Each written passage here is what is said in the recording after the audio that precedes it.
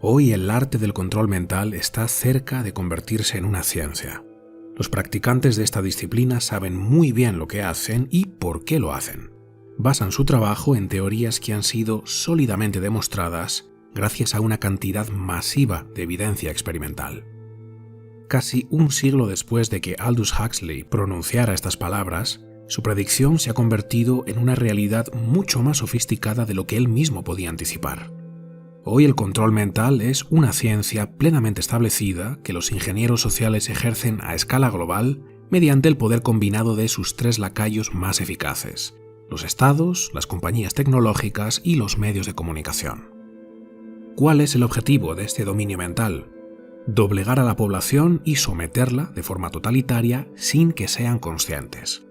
Los individuos, desconociendo que están siendo manipulados y que se dirigen hacia el abismo de la tiranía, renuncian voluntariamente a sus derechos y libertades sin necesidad de levantamientos armados.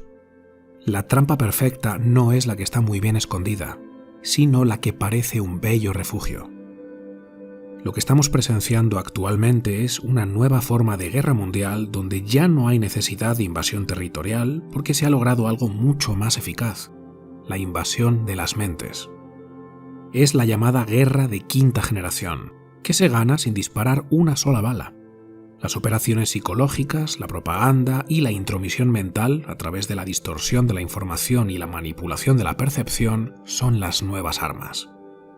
En este vídeo vamos a ver los dos niveles o fases principales del control mental que actualmente se usan con mayor empuje: el debilitamiento individual y la división social, qué técnicas en concreto se usan en cada uno de estos dos niveles y por qué logran dominar nuestro pensamiento y modificar nuestro comportamiento de una forma tan asombrosamente precisa.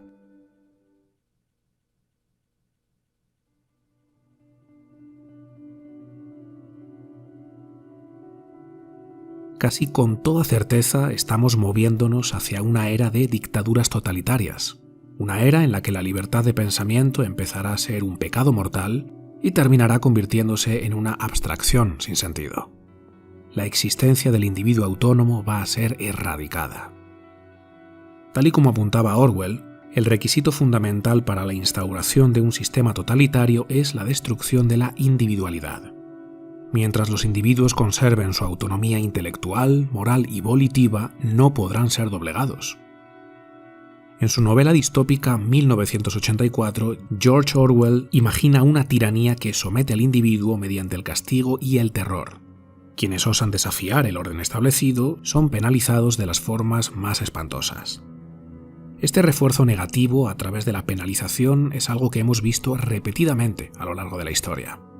Si echamos un vistazo a los regímenes totalitarios del pasado, vemos que el terror es el arma de control mental más recurrente. En su obra Archipiélago Gulag, Alexander Solzhenitsyn relató las atrocidades acontecidas en la red de campos de internamiento soviéticos, donde fueron recluidos millones de personas durante la segunda mitad del siglo XX. Solzhenitsyn, que estuvo confinado en uno de estos campos de castigo, reconstruye minuciosamente la vida en aquel infierno y nos muestra cómo el régimen totalitario soviético usó el miedo, el dolor, el frío, el hambre y la muerte como armas de destrucción de la voluntad individual. Según el autor, los horrores, la tortura y la violencia inhumanos eran vitales para los totalitarios, ya que de la oveja mansa vive el lobo. Sin embargo, el refuerzo negativo representa solamente una cara de la moneda. Dame televisión y hamburguesas, pero no me molestes con las responsabilidades de la libertad, decía Aldous Huxley, que en su obra Un mundo feliz ofrece un planteamiento diametralmente opuesto al de Orwell. Los individuos quedan desprovistos de su individualidad gracias al suministro casi infinito de placer para los sentidos. Los totalitarios someten al individuo y aplastan su voluntad mediante una constante exposición al entretenimiento y el disfrute. Es el poder narcotizador del refuerzo positivo. Ahora que sabemos cómo el refuerzo positivo funciona y por qué el negativo no lo hace, podemos ser más intencionales y, por lo tanto, exitosos en nuestro diseño cultural. Podemos lograr un control en el que los controlados se sentirán libres porque pueden hacer lo que quieren hacer, no lo que son forzados a hacer. Esta es la fuente de inmenso poder del refuerzo positivo. No hay ataduras ni tampoco revueltas. Con un diseño cuidadoso controlamos no solamente el comportamiento final, sino también la inclinación a comportarse de esa forma, los motivos, los deseos, los anhelos. Lo más curioso es que ante algo así a nadie se le ocurrirá cuestionar que no son libres. Esta es la conclusión de B.F. Skinner, el famoso psicólogo de Harvard que en sus experimentos descubrió cómo el refuerzo positivo podía llegar a ser tan eficaz o incluso más que el negativo, ya que el individuo, en lugar de ver cómo su voluntad queda anulada, pone su voluntad al servicio de lo que se le ordena y lo hace además alegremente.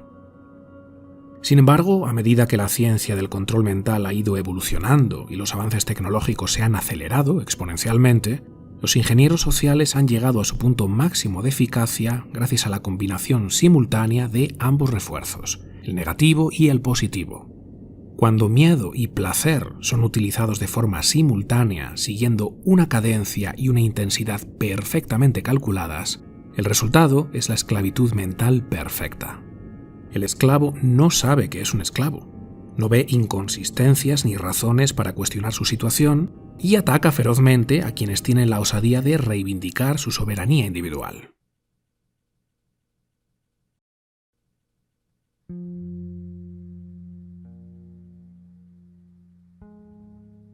El dominio mental moderno sucede en dos bloques o fases simultáneas, la división social y el debilitamiento individual. Para que la división social sea realmente eficaz, se necesita al mismo tiempo el debilitamiento individual y viceversa. Así que estas dos fases suceden paralelamente, no hay una que vaya antes que la otra. Dentro de cada fase encontraremos diferentes técnicas de intervención psicológica cuyo objetivo principal es destruir la individualidad, entendida como la capacidad que tiene el individuo de pensar por sí mismo, tomar sus propias decisiones conscientes y convertirse en un benefactor de su familia, la sociedad y el planeta en su conjunto. La anulación de la voluntad individual es la condición sine qua non del control mental y la manipulación de las masas. Así que todo lo que vamos a ver a partir de ahora podría resumirse de la siguiente forma: cómo despedazar la voluntad de los individuos mediante el uso manipulativo de los refuerzos positivos y negativos. Empezamos por el bloque de división social, y aquí vamos a ver tres técnicas en concreto muy eficaces. El punto de partida de la división social es la adherencia a una mentalidad colectivista. El colectivismo se define como una doctrina o conjunto de ideologías en la que los objetivos de un colectivo en particular prevalecen sobre los objetivos de los individuos, hasta el punto de que el individuo llega a perder sus propios derechos y libertades. A lo largo de la historia hemos visto multitud de ejemplos de doctrinas ideológicas, siendo el comunismo y el nazismo los que han tenido las consecuencias más devastadoras. Sin embargo, la división ideológica que vemos en la actualidad es mucho más amplia y no menos peligrosa. Hoy el tirano opresor no es quien viene a invadir tu territorio, ejercer la violencia física contra ti o meterte en un campo de trabajo. Los movimientos ideológicos actuales postulan que el tirano opresor es todo aquel que tenga una opinión diferente a la tuya acerca de cualquier tema con cierta relevancia social.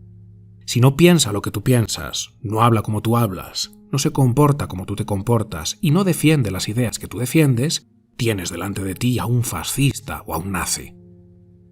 El psicólogo social Jonathan Haidt afirma que los seres humanos somos grupistas.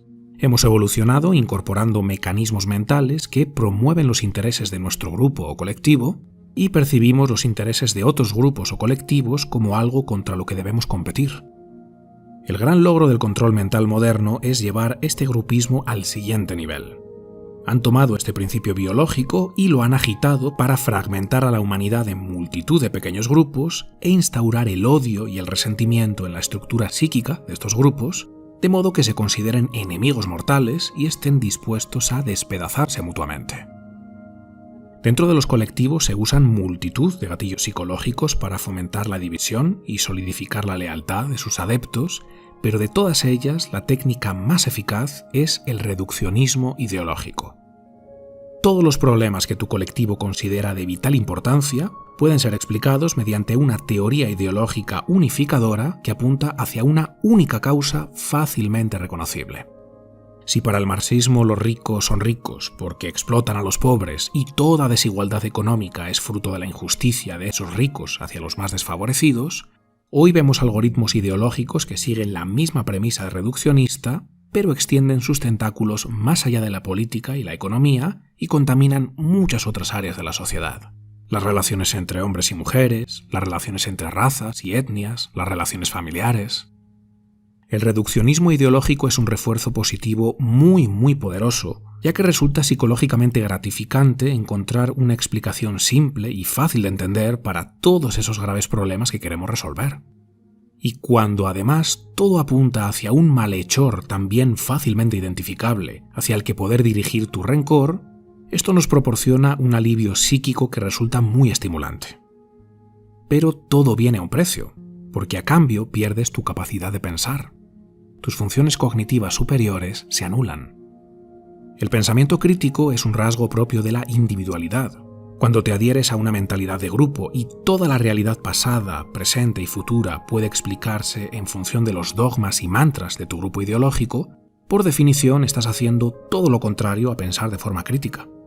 Eres una marioneta en manos de quienes quieren usarte como peón para instaurar un régimen totalitario, mientras tú te crees un aliado de causas nobles que está construyendo un mundo mejor.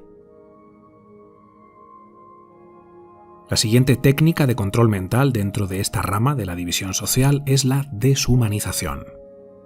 Cualquier persona que se adhiere a una masa colectivista y se posiciona ideológicamente acaba poniendo su atención allá donde sus ideas son defendidas, no donde son cuestionadas. Es natural que en nuestro día a día consumamos contenidos alineados con nuestra posición dentro del espectro ideológico. La mayoría de los medios de comunicación no independientes conocen perfectamente el perfil psicológico de su audiencia y saben muy bien cómo entregarles refuerzos positivos y negativos en su dosis correcta, esa mezcla de placer y miedo que nos aborrega. Bueno, pues una de las estrategias que constantemente utilizan es la deshumanización del colectivo enemigo, a los que representan no como parte de una hermandad humana, sino como depredadores. A nivel evolutivo hemos desarrollado mecanismos biológicos que garanticen la supervivencia de nuestra tribu, y la defensa ante las amenazas es una de esas funciones biológicas altamente conservadas. El hipotálamo, una pequeña estructura situada en la base del cerebro, justo encima de la médula espinal, se encarga precisamente de eso. Regula muchas de las respuestas fundamentales ante el peligro y activa comportamientos de autopreservación como la agresividad para defendernos de cualquier amenaza. ¿Y cuál es la mayor amenaza de todas? Un depredador. Nada activa nuestras arcaicas respuestas agresivas e reflexivas como sabernos en presencia de un depredador. Cuando el colectivo enemigo no está formado por humanos, sino por depredadores, tenemos justificación moral para cometer todo tipo de atrocidades contra ellos. Los depredadores nos han acosado física y psicológicamente desde la noche de los tiempos, y hacer lo mismo con ellos es lo más justo. Si constantemente estamos expuestos a un bombardeo de información que deshumaniza al grupo opuesto, situándolo en un nivel intelectual y moral inferior, propio de un depredador o un monstruo, mostrar cualquier signo de acercamiento, compasión o perdón queda fuera de la ecuación. Eso sería equivalente a darle la espalda al león e invitarle a abalanzarse contra nosotros. Cuando el león te persigue y tú corres por tu vida, lo último que necesitas sentir es compasión por el león. Pobrecito, me persigue porque tiene hambre. No es momento para la bondad y la empatía, sino para la huida o la lucha feroz. Así de eficaz es la deshumanización como técnica de control mental. Y vamos con la tercera técnica, la censura. Cuando el poder censura a la población de forma aleatoria, se genera siempre una fuerte oposición social porque la censura es percibida como una injusticia. Los ingenieros sociales, conscientes de que ya no podían imponer la censura de la misma forma que se hizo en los regímenes totalitarios del siglo XX, descubrieron que la clave estaba en lograr que los propios individuos se censuren entre ellos. ¿Cómo se logra esto? Convenciéndolos de que la censura es el mecanismo que evita que el enemigo se salga con la suya y que su obligación moral es silenciar la opinión de los opresores. Si evitamos que los fascistas tengan voz, los venceremos. Si tú crees que lo único que se interpone entre esta realidad miserable que quieres cambiar y la utopía a la que aspiras son las ideas de tu grupo enemigo, Impedir que el mundo esté expuesto a esas ideas tan horribles parece algo bueno, honesto y admirable. Cuando el enemigo trata de silenciarte a ti es un acto de intolerancia y fascismo, pero cuando lo haces tú es una prueba de tu gran sensibilidad y tu elevada categoría humana. Esto lo estamos viendo con la llamada cultura de la cancelación. Se trata de un estado paranoico de vigilancia social perfecto, ya que son los propios individuos quienes se dedican a patrullar la realidad física y el mundo virtual en busca de enemigos a los que cancelar, y lo hacen voluntariamente porque sienten que es su obligación moral. Y en muchas ocasiones, cancelar es sinónimo de acosar. Como yo soy el diverso, el tolerante y el multicolor, puedo hostigar al otro sin que mi integridad moral quede comprometida. Y gracias a ello se instaura una forma más refinada de censura que también estamos viendo en la actualidad: la autocensura. Los individuos, sabiendo que todo lo que dicen y hacen está siendo sometido a escrutinio, se esconden para evitar ser cancelados. Como saben que cualquier opinión puede suscitar este acoso, no opinan. La comunicación social se rompe. Y romper la comunicación social es romper el pensamiento. En su libro Más allá del orden, Jordan Peterson dice lo siguiente: la gente necesita una comunicación constante con otras personas para mantener su mente organizada. Todos necesitamos pensar para tener las cosas claras, pero sobre todo pensamos al hablar. Necesitamos hablar sobre el pasado para poder distinguir las inquietudes insignificantes y exageradas que asolan nuestros pensamientos de las experiencias que de verdad importan. Necesitamos hablar sobre la naturaleza del presente y sobre nuestros planes de futuro para saber dónde estamos, a dónde vamos y por qué vamos hacia allí. Tenemos que someter las estrategias y tácticas que urdimos al criterio de los demás a fin de garantizar su eficacia y resiliencia. Cuando tenemos miedo de comunicar nuestros pensamientos porque sabemos que podemos ser censurados o cancelados, el totalitarismo ha logrado su victoria más absoluta. Estas tres técnicas que hemos visto mezclan magistralmente los refuerzos positivos y negativos mediante el uso de la división ideológica.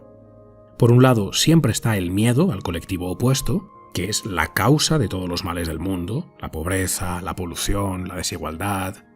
Y por otro está el placer y el confort que nos causa saber que estamos en el bando de los buenos, los justicieros sociales que luchan contra los opresores malvados e inhumanos.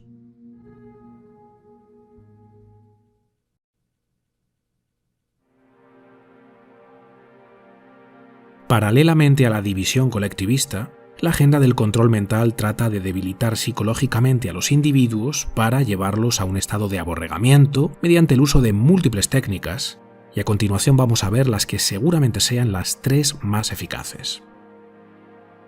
La primera técnica de debilitamiento es la infantilización. Los niños están desprovistos de pensamiento crítico. El despertar del razonamiento lógico llega generalmente a partir de los 12 años. Cuando el poder trata a los individuos como criaturas de poca edad, se genera un fenómeno de sugestión psicológica en el que las personas que reciben esos mensajes tienden a una reacción propia de un niño, es decir, una respuesta desprovista de un sentido crítico y cargada de emoción. Dar predominancia al aspecto emocional frente a la reflexión causa un cortocircuito en el análisis racional que aplasta el sentido crítico de los individuos y abre la puerta de acceso al inconsciente para injertar ideas, deseos, miedos, temores, favorecer ciertas compulsiones o inducir comportamientos. Por eso la mayoría de la comunicación dirigida al gran público, comunicados oficiales del Estado, ruedas de prensa, informativos televisivos, etc., utilizan un discurso, unos argumentos, unos personajes y una entonación particularmente infantiles, como si el espectador fuese una criatura de poca edad o un deficiente mental. Cuanto más buscan engañar al espectador respecto a un tema en concreto o convencerlo de una narrativa concreta, más tienden a adoptar un tono infantilizante que anula el pensamiento crítico y promueve respuestas emocionales exageradas. La siguiente técnica de debilitamiento es la dependencia. Los individuos más dóciles y fácilmente manipulables por el poder son aquellos cuya supervivencia y bienestar dependen en gran medida del Estado. Un individuo que se siente capaz de lograr sus objetivos vitales y que, a pesar de que sabe que el mundo es un lugar cruel e injusto, sabe también que su integridad, su dedicación y perseverancia, su disciplina y su carácter son los factores diferenciales que inclinan la balanza a su favor, es un individuo con una voluntad individual vigorosa. Para debilitar a este individuo, el poder debe convencerle de que todos esos valores que acabo de enumerar son, de hecho, mentiras que los enemigos privilegiados usan para someterte. Debes creer que la meritocracia es una quimera supremacista y que el éxito, bienestar o satisfacción de las personas dependen siempre de factores y circunstancias que tú no puedes cambiar porque están completamente fuera de tu control. De esta forma te invitan a buscar el refugio del Estado. El poder y sus gobernantes te prometen darte todo eso que tú, pobre víctima desamparada, jamás serás capaz de obtener por mérito propio. Qué miedo salir ahí fuera, a ese mundo donde no tengo ninguna posibilidad, y qué placer saber que el Estado cuidará de mí.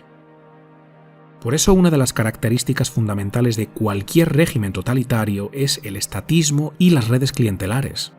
Deben crear un sector público cada vez más grande, que se nutre de individuos deseosos de trabajar para el Kraken porque, para ellos, ese es el mayor logro al que pueden aspirar en sus vidas, la mayor hazaña que se sienten capaces de conquistar. Por supuesto que aquí no podemos incluir a todos los trabajadores públicos, ni mucho menos. Hay muchísimas personas admirables que tienen pasión por lo que hacen y que entran al sector público porque tienen un impulso genuino de ayudar a otros desde ahí. Pero cuando la entrada al sector público es el resultado de la mediocridad, el pensamiento conformista y el comportamiento sumiso, la cosa cambia.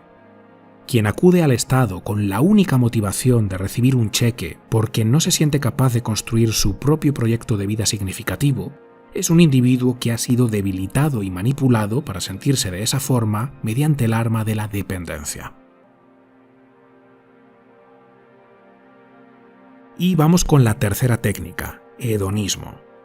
Se trata de convencer al individuo de que el objetivo último de su existencia es la búsqueda de placer y la evitación de cualquier incomodidad o inconveniencia. El placer, al ser el objeto central de la vida del individuo, provoca que estemos dispuestos a perder otras cosas que consideramos de menor importancia, como por ejemplo ciertos derechos y libertades individuales. Cuando estructuras la sociedad de forma que la gente dedique la mayor parte de su tiempo y energía a la obtención de placer y entretenimiento, el individuo pierde el interés por recibir información válida que le ayude a reflexionar y acercarse a la verdad. Una sociedad donde la atención de los individuos no está enfocada en los problemas importantes debido al diluvio de continuas distracciones, es una sociedad que se encamina irremediablemente a esa degradación moral que siempre precede al colapso sociocultural. Como señalan Gibbon y Lipovetsky, la sociedad de la antigua Roma vivió algo muy parecido. Cuando los individuos, incapaces de mantener el numen, el espíritu virtuoso, y totalmente desinteresados por los asuntos públicos, perdieron su individualidad y la reemplazaron por el individualismo más autocomplaciente, los romanos vieron cómo sus libertades republicanas quedaban cercenadas mientras los césares y la guardia pretoriana amasaban más y más poder y control. Cuando los valores como el sacrificio y el esfuerzo empezaron a ser vistos como ideales retrógrados y la cultura anestesiada se volvió intolerante a la incomodidad y el riesgo, mientras le exigían al Estado que les resolviera la vida a base de pan y circo, la Gran Roma colapsó.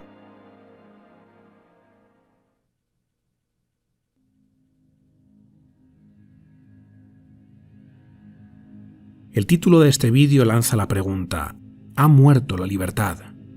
Y a pesar de que estamos en un momento sombrío y muchos parecen haber perdido la esperanza, la respuesta es no. La libertad está en grave peligro, en una fase de agonía, pero no ha muerto. Estamos a tiempo de salir de esta hipnosis colectiva y convertirnos en individuos libres, valientes, que aman la libertad y que están dispuestos a hacer lo que sea necesario para que todos puedan hacer uso de ella, tanto los que piensan como nosotros, como los que no. Como decía Voltaire, podré no estar de acuerdo con lo que dices, pero defenderé hasta la muerte tu derecho a decirlo. Si ahora mismo te estás preguntando, ¿pero qué puedo hacer yo? Y te haces esta pregunta temerosamente, como si tú ya tuvieras una respuesta que dice, «Uy no, qué miedo, mejor que lo hagan otros». Es normal que te sientas así. Los ingenieros sociales han hecho un excelente trabajo de demolición de tu individualidad, pero no te han destruido por completo. Estás a tiempo de recomponerte y hacer algo. Tú sabes muy bien lo que te corresponde hacer, lo sabes de sobra. La pregunta es, ¿vas a tener el valor de hacerlo? Si este vídeo te ha gustado, te recomiendo que veas este otro que publiqué hace muy poquito. Se titula Psicosis colectiva, cómo nuestra sociedad cayó mentalmente enferma y cómo escapar de este delirio. Ese vídeo es un complemento perfecto de este que acabas de ver. Y si quieres ayudar a que este vídeo llegue a más personas, comparte. O simplemente dale al botón de me gusta y deja tu comentario más abajo. Algo tan sencillo como eso ayuda muchísimo porque YouTube solamente recomienda los vídeos que han recibido muchos me gusta y muchos comentarios.